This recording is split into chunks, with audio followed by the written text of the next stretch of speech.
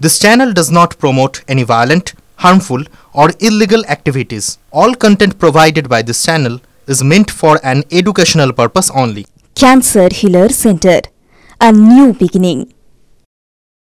কি ভুয়ো ভোটার বিতর্কের মধ্যেই আবারও রাজ্যে এনআরসি দাবি তুললেন শুভেন্দু অধিকারী। তার মন্তব্য, তারাও বলেন বাংলায় অবৈধ ভোটার, রোহিঙ্গা ভোটার আছে, না হলে সাদরাজে এখানে ভোট দিল কি করে? পশ্চিমবঙ্গেও এনআরসি দরকার, দাবি বিরোধী দলনেতার।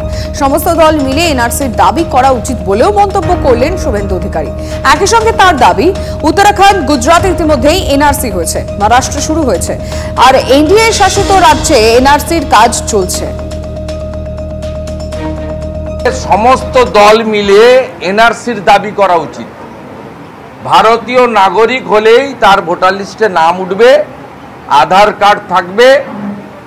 এইটা করুন না, আসুন না সবাই মিলে বসে। উত্তরাখণ্ড করেছে, গুজরাট করেছে, অন্য স্টেট করছে, মহারাষ্ট্র স্টার্ট করেছে কাজ। 21টা বিজেপি রুল স্টেটে এই কাজ হচ্ছে, এনডিএ স্টেটে। তা বেঙ্গলে আমরা বর্ডারিং স্টেট, আমাদের পাশেই বাংলাদেশ, নেপাল, ভুটান। আমরা এনআরসি করে ভারতীয় নাগরিক আর ভারতীয় নাগরিক নয় চিহ্নিত করে দিই। আপনারা এগুলো না করে, আপনাকে আমি প্রশ্ন করি, 7 শেখ ভোট দিল কি করে? এই রাজ্যে আমরাও বলি অবৈধ ভোটার আছে, রোহিঙ্গা ভোটার আছে, এবং এখানে ইলেকশন কমিশনের কোনো রোল নেই। ভুতুরে রাজনৈতিক দল বিহারের লোকেদের নাম তুলছে। মহারাষ্ট্র, দিল্লিতে বিজেপির বিপুল জয়ের পর গত 12 ফেব্রুয়ারি এমনটাই মন্তব্য করেছিলেন মুখ্যমন্ত্রী মমতা বন্দ্যোপাধ্যায়। শুনবো কি বলেছিলেন। Voter list, you are taking help from election commission. আমার ভাষায় ভুতুরে রাজনৈতিক দল যারা এদের পাঠিয়ে বিহারের লোকেদের নাম তুলছে অনলাইন। কেন অনলাইনে হবে? বিজেপি 40 লাখ ভোট বাড়লো কি করে মহারাষ্ট্রে? আর দিল্লিতেই বা আপনারা কি করেছিলেন? একদিন না একদিন তো বেরোবে।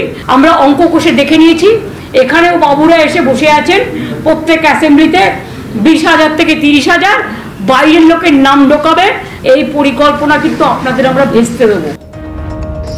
আমরা শুনলাম ঠিক 12 তারিখ কি বলেছিলেন মুখ্যমন্ত্রী মমতা বন্দ্যোপাধ্যায়, এবং আবারও সেই এনআরসির দাবি তুললেন শুভেন্দু অধিকারী, যেখানে তিনি দাবি করেছেন সমস্ত রাজনৈতিক দলগুলোর এই দাবি তোলা উচিত, কারণ যেভাবে ভুয়ো ভোট পড়ছে একের পর এক, তাতে তিনি বলছেন এনআরসি এখানে শুরু হওয়া দরকার। কি বলেছিলেন শুভেন্দু অধিকারী, আরো একবার শুনবো।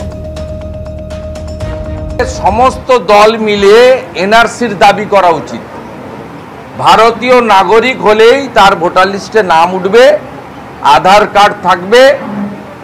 এইটা করুন না, আসুন না সবাই মিলে বসে। উত্তরাখণ্ড করেছে, গুজরাট করেছে, অন্য স্টেট করছে, মহারাষ্ট্র স্টার্ট করেছে কাজ। 21টা বিজেপি রুল স্টেটে এই কাজ হচ্ছে, এনডিএ স্টেটে। তা বেঙ্গলে আমরা বর্ডারিং স্টেট, আমাদের পাশেই বাংলাদেশ, নেপাল, ভুটান। আমরা এনআরসি করে ভারতীয় নাগরিক আর ভারতীয় নাগরিক নয় চিহ্নিত করে দিই। আপনারা এগুলো না করে, আপনাকে আমি প্রশ্ন করি, 7 শেখ ভোট দিল কি করে? এই রাজ্যে আমরাও বলি অবৈধ ভোটার আছে, রোহিঙ্গা ভোটার আছে, এবং এখানে ইলেকশন কমিশনের কোনো রোল নেই। কংগ্রেস কি ভাবছে আমরা সেটা জানার চেষ্টা করছি। এই মুহূর্তে কংগ্রেস নেতা সৌম্যজিৎ রায় রয়েছেন টেলিফোন লাইনে। সৌম্যবাবু, আপনি শুনলেন শুভেন্দু অধিকারী কি বলেছেন, এবং তিনি বলছেন সমস্ত রাজনৈতিক দলকে নাকি এগিয়ে আসতে হবে এনআরসির দাবিতে। আপনি কি বলবেন? রাজ্যের সরকার তৃণমূলের, কেন্দ্রের সরকার বিজেপি, আর এই ভোট আসলে এনআরসি আর সিএ, এটা ওই রাজধানী এক্সপ্রেস করে ট্রেনে করে এই অ্যাটাচি নিয়ে বিজেপির নেতারা পশ্চিমবঙ্গে চলে আসে। ভোট এসে গেছে বলে এখন এনআরসিটাকে নিয়ে আলোচনা করতে হবে, আবার মানে অবৈধ হিন্দু মুসলমান এইসব করতে হবে। কে বাধা দিয়েছে আপনাদের করতে? আপনারা তো দিল্লিতে সরকারে আছেন, এই রাজ্যের তৃণমূল সরকার। আপনারা এনআরসি দিয়ে একটা আসাম স্পেসিফিক অ্যাকর্ডের উপর তৈরি হয়েছে। পশ্চিমবঙ্গের মানুষকে এই ভাওতা দিয়ে ভোটের আগে আবার ধর্মের ভিত্তিতে ভাগ করে ভোটটাকে পোলারাইজ করা চেষ্টা করছেন শুভেন্দু বাবু, যেটা প্রতিবার করেন।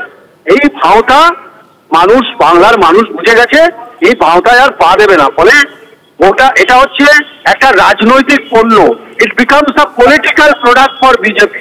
তাই এসব করছে। ধন্যবাদ আপনাকে।